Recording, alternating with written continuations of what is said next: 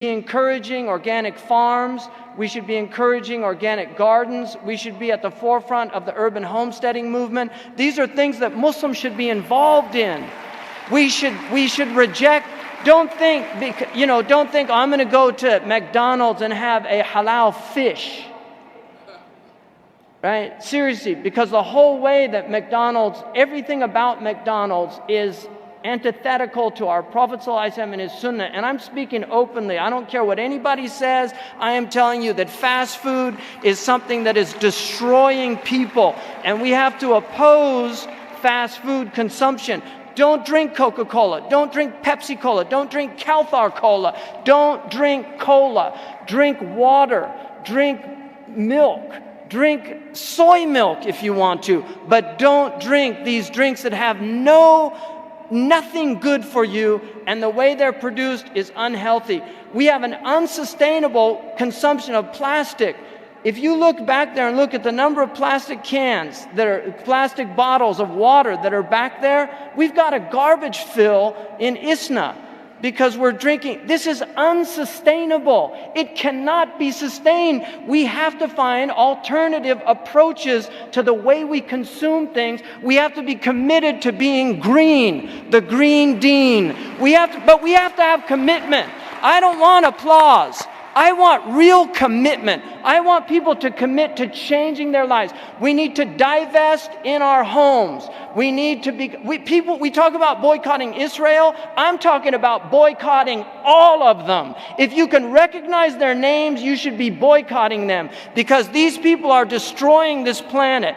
They're over-consuming, they're overselling. Costco is a crisis. The whole Costco mentality. Do you know that they don't even put labels on Costco hauls, so you don't know where things are in Costco, because they want you to wander around, because they know people will have impulse buying and buy more things than they actually needed. This is social psychology. You are being manipulated like mice in a maze.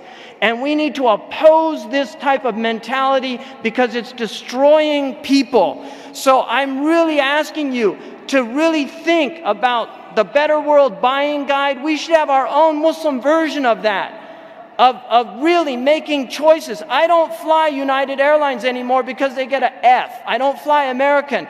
I fly Virgin American, I fly Southwestern, and I fly the JetBlue, because these have the highest ratings in terms of how they treat their employees, in terms of their commitment to social responsibility, the amount of money they're having. Legislation is not having an impact on these people. They control legislation. The only thing that will have an impact on these people is that we stop supporting them, because they have bought our senators, they have bought our congressmen. Mitt Romney speaks on their behalf, and Barack Obama speaks on their behalf. We need to take back our country, and the way we do that is by educating ourselves and educating others and making moral commitments to not being part of the madness that we're in. Allah subhanahu wa ta'ala said, Kunu shuhada ala nas. Be witnesses unto mankind. Be witnesses unto mankind. Be kuntum khayra ummatin ukhrijat linnas. You are the best community brought forth. We have to embody those meanings. We need to stop supporting clothes.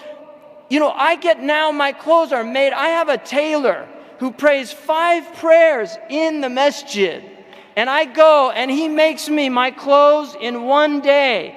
And I know that the garments are actually fair trade garments. I don't want to support this system anymore, and I don't think you should want to, or you should. We need to have an exit strategy, and we can do that. There are morally committed Americans that are not Muslims that are living purer lives in terms of what they practice than most of the Muslims that I know. I know people that don't carry credit cards in their wallets because they don't believe in them. Non-Muslim peoples that are doing this, they will not carry credit cards. I met a Catholic who was so committed to the idea of not having usury. And she actually engaged the Muslims, and she said, I was so deeply disappointed because when I found out Muslims, like the Catholics of old, before 1832, Muslims also maintained the prohibition of usury, but still, unlike the Catholics, still adhere to it. And she said, when I went to try to create a group of people that could work together to get out of the usurious system. We should have our own credit cards. We can do this. Muslims can have their own credit cards. We need to have our own banks. Banks are not easy. They're not hard to start. It's very easy to start. It's so easy to start that instead of the bank robbers, they used to rob the banks. They realized we can just start our banks.